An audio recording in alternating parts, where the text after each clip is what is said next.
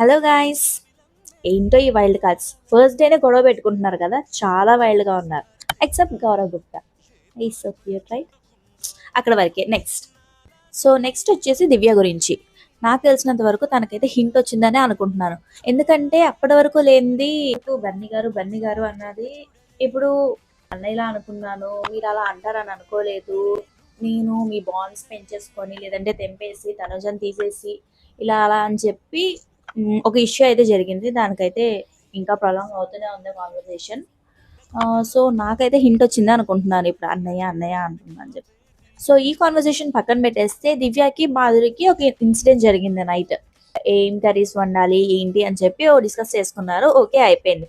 Morning లేచిన తర్వాత మాధురి అన్నారు, నేను 15 minutes లో వచ్చేసాను, లైక్ దట్ స్టార్ట్ అయింది.